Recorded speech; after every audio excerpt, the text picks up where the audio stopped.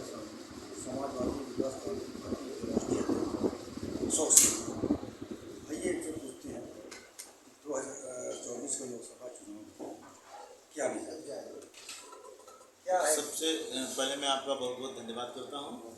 मैं समाज विकास क्रांति पार्टी का राष्ट्रीय अध्यक्ष अशोक सिंह।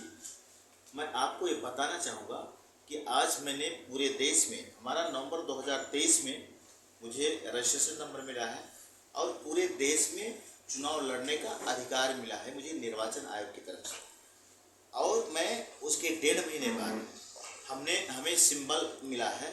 ऐसे 25 प्रदेश में मुझे सिंबल मिला है गन्ना किसान, जैसे उत्तर प्रदेश, मध्य प्रदेश, बिहार, गुजरात, राजस्थान, पंजाब, पश्चिम बंगाल, ऐसे प्रदेशों में मुझे गन्ना किसान चुनाव चिन्ह मिला है।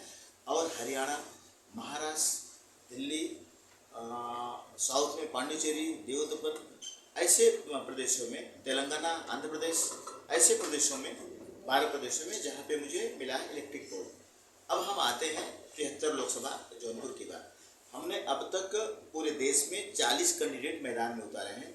60 कैंडिडेट की घोषणा और करने जा रहा हूँ। तो मैं आपको बताना चाहूँगा कि 73 लोकसभा जौनपुर से मैं खुद कैंडिडेट हूँ राष्ट्रीय अध्यक्ष होने के नाते, और किसान का बेटा होने के नाते गन्ना किसान मैदान में लेके आया हूँ। हर किसान को मैंने, जब मैं सांसद चुन के आऊँगा तो 60 साल के ऊपर के जो किसान हैं उनको पेंशन देने का काम करूँगा। अगर मैं जौनपुर में सांसद बन के आता हूँ तो मैं आपको दावे के साथ कह रहा हूँ कि 100 यूनिट बिजली माफ़ करने का काम करूँगा जौनपुर के लोगों को। अगर पूरे देश में मेरी सत्ता आती है तो मैं पूरे देश के लिए भी वही करूँगा जो जौनपुर के लिए करना चाहता हूँ। मैं आपको ये भी बताना चाहूँगा कि भारतीय जनता पार्टी कहती है कि हमने 140 करोड़ में से हमने 80 करोड़ लोगों को मुफ्त में अनाज देने का काम किया है।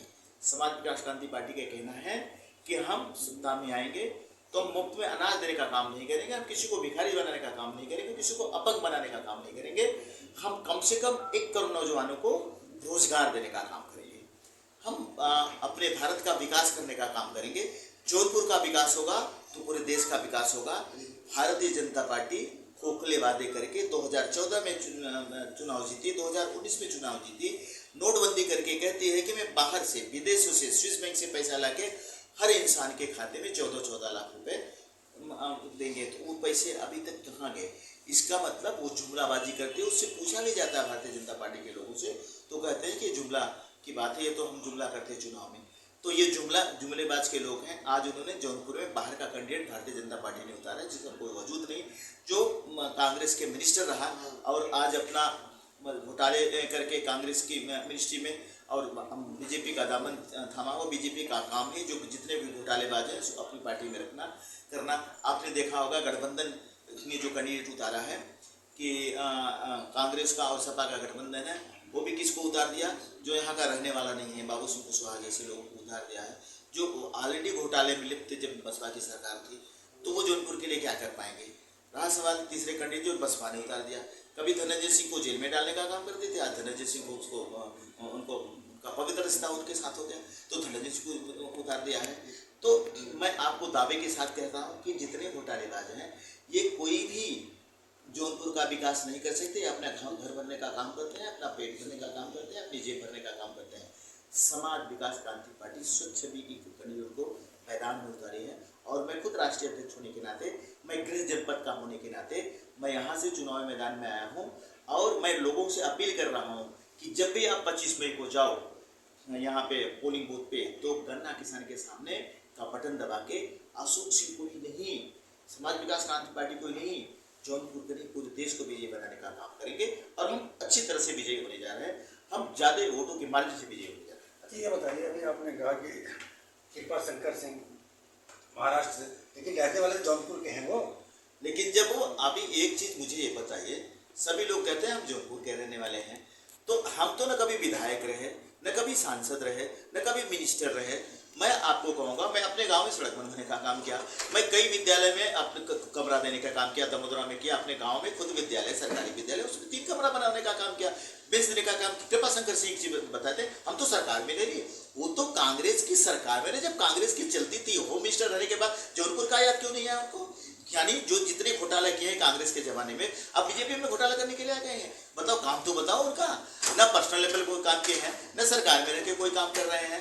तो आप जौनपुर के होने से थोड़ी, अब मोदी जी भी क्या कहते हैं, हम गंगा माँ के पुत्र हैं, हम वहाँ के, हम यहीं पे पैदा हुए हैं, हम रोज गंगा स्नान करते हैं। तो आप सूट बूट लगा के गंगा का जल छिड़क के कहते हो कि हम असली पुत्र गंगा के ही हैं, तो ये बताने की बात करते हो, यानी जुमलेबाजी का काम करते हो। अगर कोई मेरे पिताजी को आए, एक दिन सेवा कर दे, बहुत सेवा कर दे, और सुख दुख में मैं उनके साथ खड़ा हूं, तो उसका पुत्र कैसे हो जाता है? मैं मोदी जी को ये कहूंगा, जो कहते हैं मैं बनारस में आके, अयोध्या में आके हम इनको गुजरात मॉडल देने का काम करेंगे।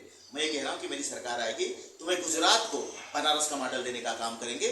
जो बनारस के लोग हैं वो गुजरात के लोग कभी कर ही नहीं सकते। तो हमारा बनारस बनारस है, अयोध्या हमारा है, राम हमारे हैं। हम राम को पैदा करने के लिए थोड़ी पैदा हुए हैं, राम ने हमको पैदा किया है, भगवान ने हमको पैदा किया है, और हजारों वर्ष पूर्व हमारे पूर्वज को पैदा किया है। हम भगवान के भक्त हैं।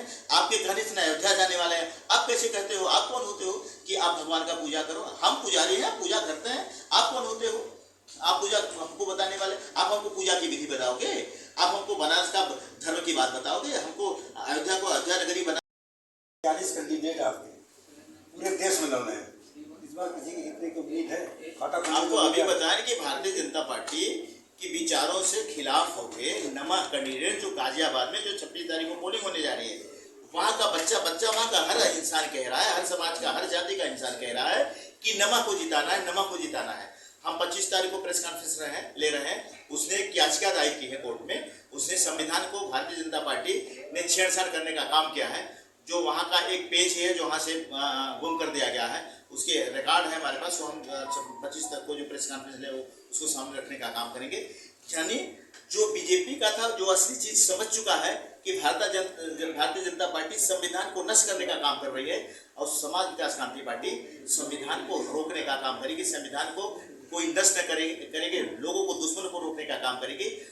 हमारा देश पहले भी भारतीय संविधान के हिसाब से चलता था, आज भी भारतीय संविधान के हिसाब से चले गए। परम पूज्य बाबा साहब आम्बेडकर ने जो संविधान की रचना की, जब रचना कर रहे थे तो उन्होंने कहा था कि न इसमें कोई अमीर होगा, न गरीब होगा, न कोई हिंदू होगा, न मुस्लिम होगा। हर जाति और हर धर्म के लोग अपने अपने धर्म को मानेंगे, अपनी अपनी जाति को, अपने समाज को विकास करने का काम करेंगे। सबको बराबर लड़ने का अधिकार है, सबको एक वोट देने का अधिकार है, चाहे बड़ा हो या छोटा हो। इसीलिए मेरी पार्टी का नाम है हर समाज का विकास हो। तो इसलिए हमने समाज विकास रखा है, और समाज का विकास करने के लिए क्रांति करनी पड़ेगी, इसलिए हमने अपनी पार्टी का नाम क्रांति रखा है, समाज विकास क्रांति पार्टी।